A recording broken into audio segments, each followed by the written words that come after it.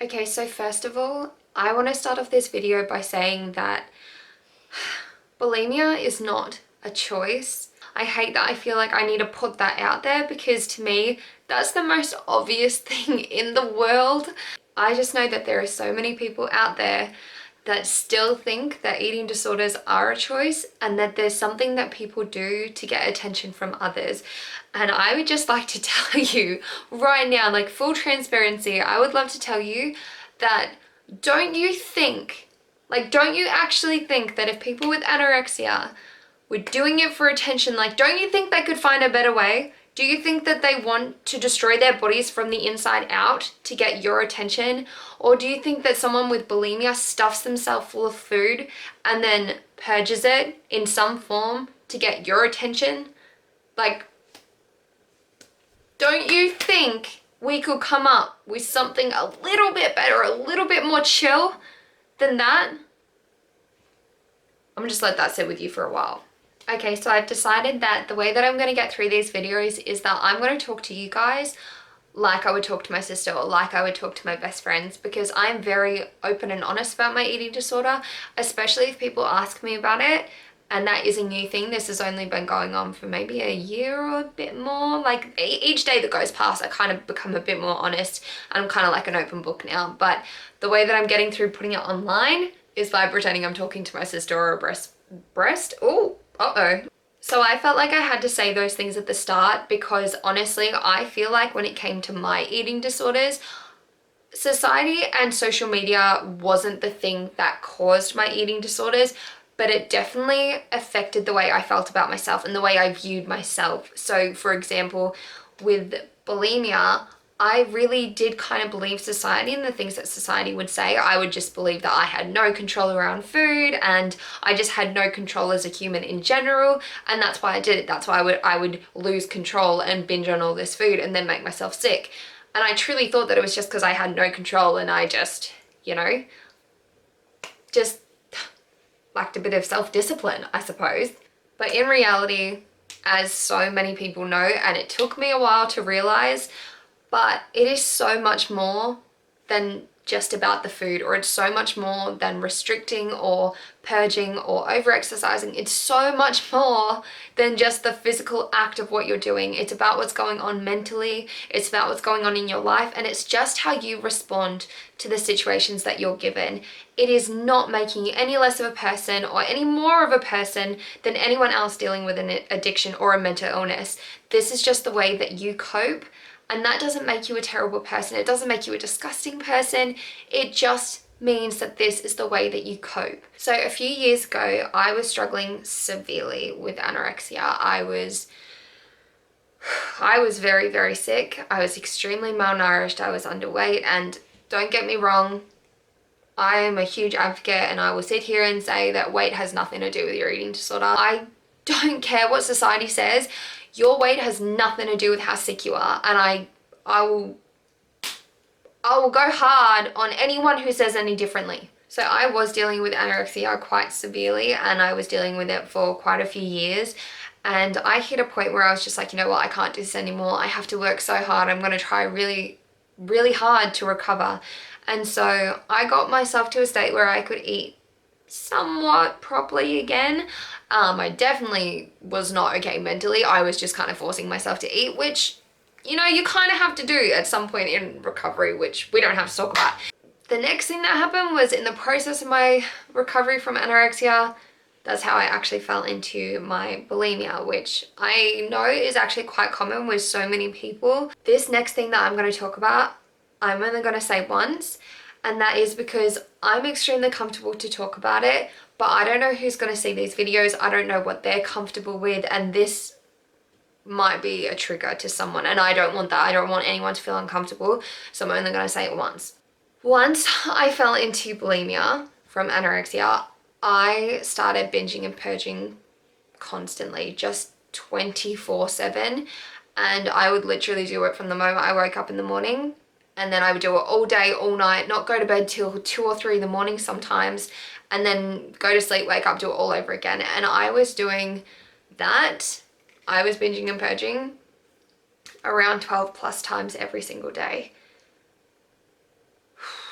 even though I remember that time, and even though I know that it's part of who I was and what made me the kind of person that I am today,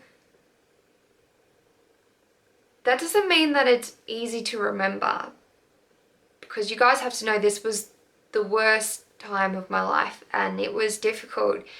And it's sad to remember because it's sad to think about all the time that I wasted. But we're not going to get emotional today. That's not what this video is about. We can be emotional some other time. What is important to talk about in this video is that even though I was doing it that many times, that went on for a long time, okay? That went on for a very, very long time. Like, I'm talking years. And then from that, I hit that point again where I was like, no, this has got to stop. I've got to get better, because I had gone online and found a lot of people dealing with the same thing that I was.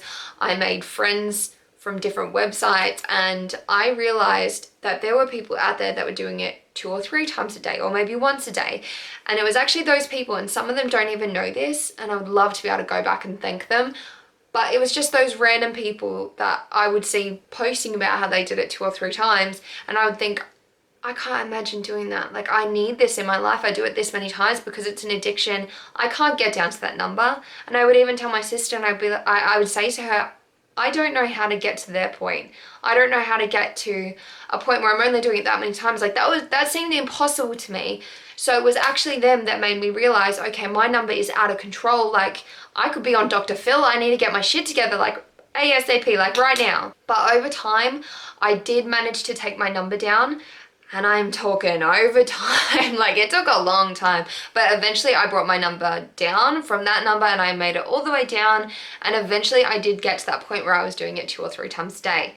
And the thing is, the less that I did it over time, the more that I actually realized why I was doing it in the first place. So for me, I realized, and this might be so obvious to so many people, but to me it truly wasn't until I got a little bit better. And that was that I did it for the distraction.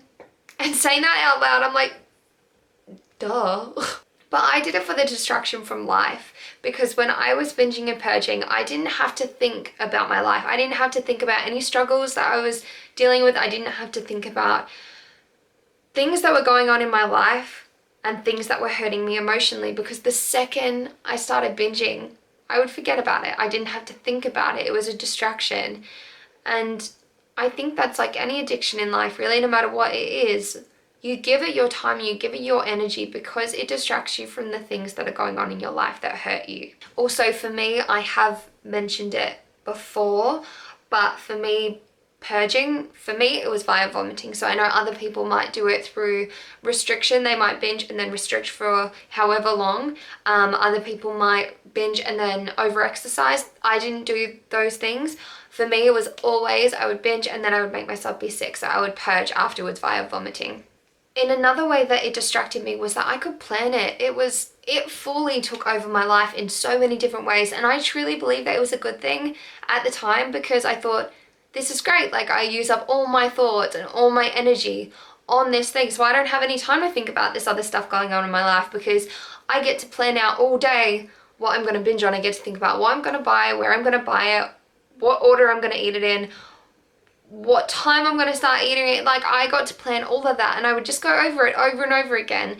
And I know that to a regular person, someone who doesn't struggle with an eating disorder, they would say, wow, that's just crazy.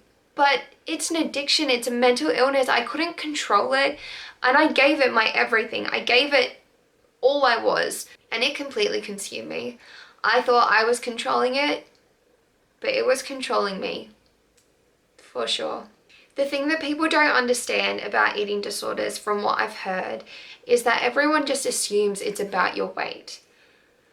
I'm not going to talk about weight in general too much, because I know that it's extremely triggering to a lot of people, but for me, I did think that it was about my weight. It wasn't, I never thought it at the start, but in the middle, I really did begin to think that, because I would think, oh, you know, I've lost weight now, and I can't gain weight. That's what my head would tell me.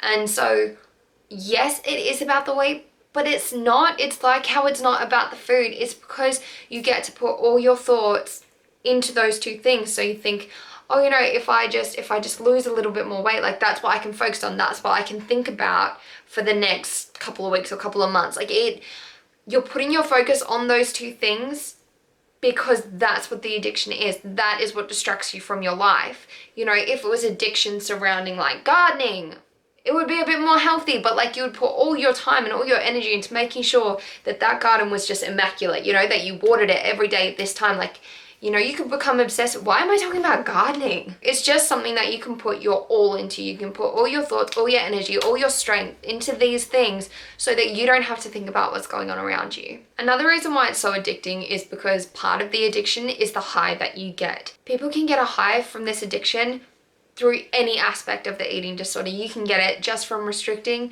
you can get it just from binging without purging, and you can get it from purging in all forms. So when you engage in these behaviors, your body will release endorphins and it will release dopamine, and you'll believe that you're truly happy from these things, because it's like a perfect example is if you love coffee. If you can't go a day without coffee, you wake up in the morning and you'll think, oh my God, like I can't wait to have my coffee, and you'll actually get excited about it. Like your brain will release dopamine and you will get excited about drinking coffee. If you go to bed at night and you think, oh, I can't wait to fall asleep so in the morning I can wake up and have my coffee, you'll get excited about it, and that's a real thing. It's just like that with eating disorders, but through whatever behaviors you engage in. So for me, I would binge on a lot of food and then I would be sick. So I would get the high from binging on the food. The second I would start eating or even just thinking about food, I would get, in a sense, high. And then I would feel that way through the whole process of eating. And then I would feel that way again after I was sick, because my body would release these endorphins after purging and I would feel good. And the final thing that I wanted to kind of touch on is, for me, because I've been in the process of recovery from bulimia for so long, now I feel like it's truly become habit. And when I say habit, I know that that's such a rough word. For me, because I did it every single day for years, it has become a part of my life. It has become, you know, just what I do. Just the way that, you know, before you go to bed, you brush your teeth. And when you wake up in the morning, you brush your teeth. And before you go out the house, you put your shoes on. Like simple things like that. You've lived your life doing those things. So they're just habit. They're just what you do. It's your routine. It's your everyday life. That's what binging and purging became for me. Because I did it every single day for years, it just became what I do in a day. It just became part of my routine. So that's why I like to say habit, because now I don't look at it so much as disorder, because it doesn't control my life the way that it used to, but it's definitely still habit. But for me, I can go periods without binging and purging now, which is just like, that's amazing to me. And I still get beyond excited because my eating disorder is a huge part of my life, hence why I'm making these videos. But in saying that, I still have such an amazing life now, and that has come through recovery. I have worked my ass off to get to where I'm at now, and I can say that I'm so much better than what I used to be. And I want to be open and honest with you guys, and so that's why I'm telling you that yes, I do still engage in binging and purging. I can go periods without it, which is incredible, and I haven't done it, sitting here today, I haven't done it for a while. And when I say a while, I don't mean like months and months, I don't mean weeks and weeks, I just mean a while for me.